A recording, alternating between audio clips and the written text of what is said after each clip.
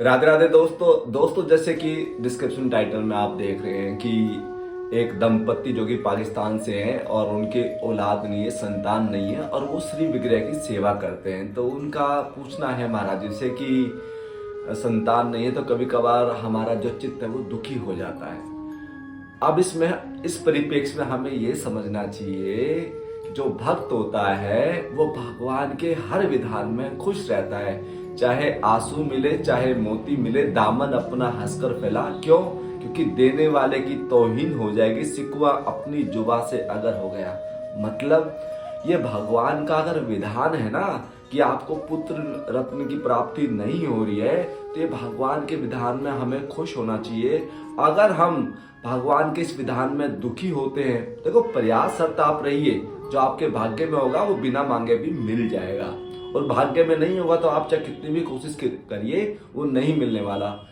सतयुग में एक चित्रकेतु राजा हुए, उन्होंने 1 करोड़ ब्याह किए थे पुत्र रत्न की प्राप्ति के लिए। 1 करोड़ ब्याह किए तो एक संत ने आके एक फल दिया और उनको एक पुत्र हो भी गया। लेकिन हुआ क्या कि बाकी रानियों को ईर्ष्या हो गई कि यार इसके तो पुत्र है, उस रानी की बड़ी बूझ होती है। तो उस चक्कर में उन्होंने सबने मिलकर उस बच्चे को फिर जहर दे दिया, फिर वो मर गया। तो इस प्रकार से अगर जो भाग्य में नहीं होगा ना, तो वो चाहे आप 1 करोड़ ब्याह हुए चित्रकेतु के, तब भी होने के बाद भी नहीं हुआ। तो अब इसमें करना क्या है दोस्तों? अब आपको भगवान से संबंध स्थापित करना है। जैसे भगवान से भक्ति में 4 प्रकार के संबंध होते हैं ना, वात्सल्य, सख्य, दास्य और माधुर्य। आपको बाल कृष्ण का छोटा जो स्वरूप, हम जो श्री विग्रह जो करते हैं वो ठीक है बहिरंग, लेकिन मन से बाल विग्रह की बाल लीलाओं का आपको रसास्वादन करना होगा, जिससे आपका मन लगे। देखो मन में ही तो दुख और सुख होता है ना। मन में पीड़ा होती है कि संतान है नहीं है, या संतान नहीं होती तो मतलब संसार में हम देखते हैं इसलिए मन में पीड़ा होती है। मन में छोटा सा लाला बनाकर उसका नित्य स्नान कराना, नित्य सुंदर सुंदर भोग लगाना, मन से सब कार्य करने, तो उससे क्या है हमारा मन मनमोहन में लगेगा, हमारी स्वतः भक्ति होने लगेगी।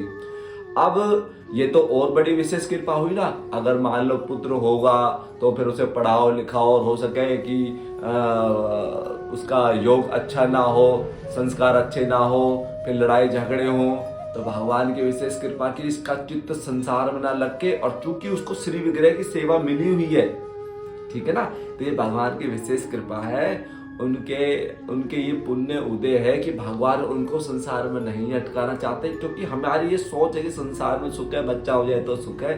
भगवान उसको परमार्थिक सुख प्रदान करने की चेष्टा कर रहे हैं, कोशिश कर रहे हैं। उनकी कृपा है कि ये जीव किसी प्रकार से मनोभाव से भाव दे बनाकर, क्योंकि आसक्ति, रुचि, भाव, फिर प्रेम, वो भाव दे बनाकर उस छोटे से लाला का आपको नित्य उसकी सेवा करनी है, उससे प्रेम करना है, जैसे जैसे, और उसके लिए आंसू बहाना, उससे मिलने की उत्कंठा पैदा करनी है। तो जैसे जैसे आपकी इस प्रकार की भक्ति बढ़ती जाएगी तो एक दिन प्रेम प्राप्त होगा गुरु कृपा से, और भगवत प्राप्ति हो जाएगी। तो ये श्री विग्रह अगर आपको मिल चुका है ना, तो आपको तो बिल्कुल ही नहीं सोचना चाहिए। जय जय श्री राधे।